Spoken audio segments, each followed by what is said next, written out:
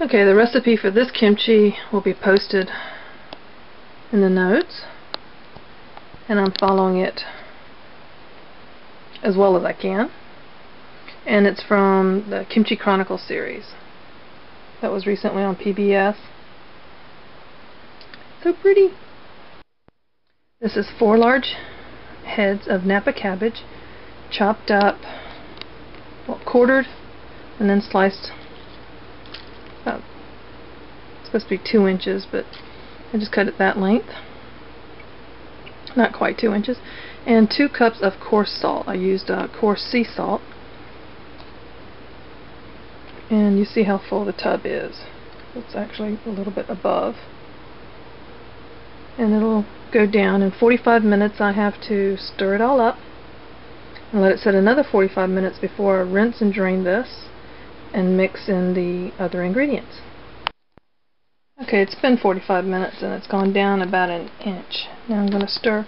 See, there's still, I don't know if it's showing up, little salt crystals are still here. Okay, I stirred it up. I pressed it down. Oh, wow. Same amount of Napa cabbage, but you see what the salt's already done.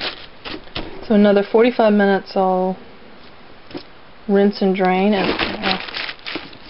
you can see the liquid that's already covering the entire bottom. So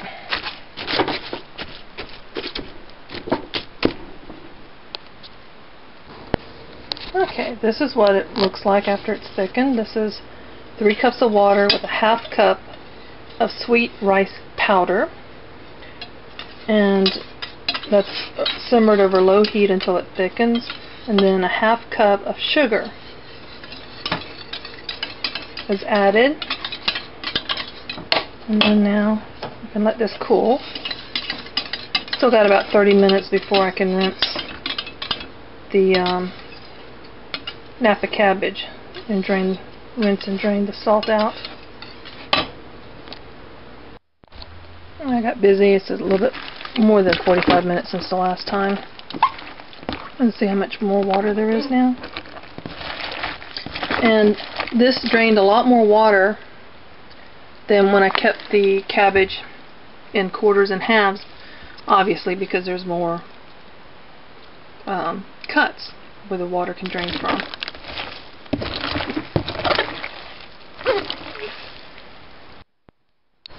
I forgot to mention in the other video that this is a one of those water hoses that's safe to drink out of. It doesn't have those things. I think the brand name was Water H2Os. It was hose with the H2 plugged into the H and the O of the hose, word hose.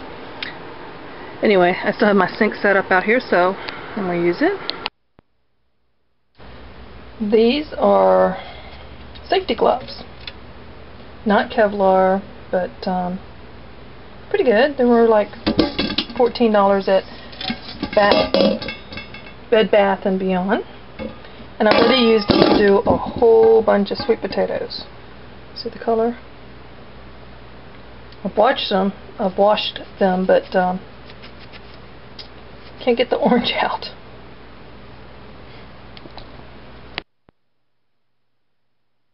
This comes in clearer than I can see on the screen. It's the thing about recipes. This one calls for 1 large, or 1/2 large white radish or daikon. What's large? I think mine was large, but then again, it might not have been. And I used it, all of it, because I like the daikon taste in the kimchi. It adds a sweetness, and it adds a lot of liquid to the end product. So I shredded the whole thing. There it is. And now I'll get the scallions, or the large green onions, cut up and mix everything together. and then add it to the cabbage. Okay, a recipe calls for 2 big bunches of scallions. Normally in most grocery stores you get these little thin things. The recipe also says about 20 of them. These are what are normally used in Korean kimchi. This is what they call scallions or green onions. So I'll clean these up and chop them up and add them to the mixture. Okay, they've been cleaned up, washed, and slicing them, trying to keep them somewhat uniform, missed on that one. And I'm going to half and quarter some of these and add them to the big mixing bowl. The thing about recipes, this recipe in Kimchi Chronicles said to use 4 large heads of Napa cabbage, which I did. Actually, one of them I thought was kind of on the small side, but I used 4, and it said I should end up with approximately 6 quarts like this. I ended up with almost 10 quarts of kimchi. Now I did use a little bit more daikon than she called for, but it shouldn't. Maybe that was like a pint's worth more. But everything else was pretty much the same. I used the measurements. I stuck with what she did, with the exception of the daikon and the green onions, the scallions. That could have been another half pint's worth, maybe, or maybe even less. That may have compensated for using the extra daikon.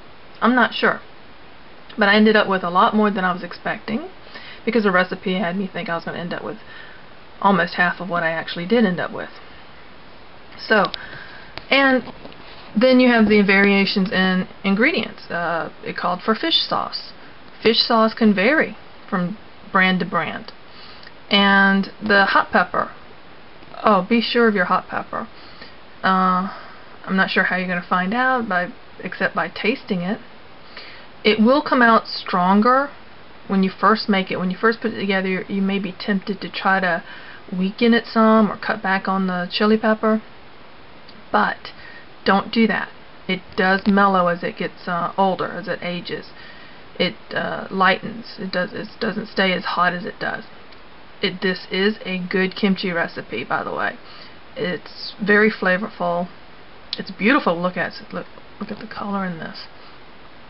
But there is no wrong way. You can pretty much play with different ingredients, cut back on something, add more of something else. You don't have to salt it as much. You could get away with just skipping that first step. If you just have a small Napa head of cabbage that you're going to do, just skip that salting and letting it sit and drain, and make a quick batch. It's going to end up waterier as it ages. But if you're going to eat it fast, you know, if it's not going to sit in your fridge for a week or longer, then what's the big deal? Just go ahead and do it. Play around with it. Try it. This is really good stuff. And as it ferments like this, I've been told it's full of probiotics. I'm not sure about that. I know that there's some sort of bacterial action going in there that's not harmful. I don't know if it's beneficial, but it's not harmful. So give it a try if you haven't. This is light years difference than the stuff you buy in the store. The stuff I buy in the store, already pre-made, that's in the jars, and I'm talking about grocery stores. I'm not talking about Asian markets where they just made it in the back of the store. I'm talking about where it's been factory made and shipped from God knows where, and it's only good for cooking with. I would never just serve it, you know, out of the jar. It would have to go into a pot and be in some sort of soup. Jjigae is the Korean term for it. But do give this a try if you can find it fresh, already made, or make a little batch for yourself and try it, and know that the flavor changes as it ages. There's some people love it sour. My sister loves the leafy green stuff.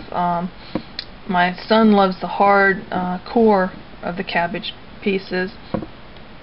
And I've learned to appreciate all of it. It's like, just give it to me. Enjoy.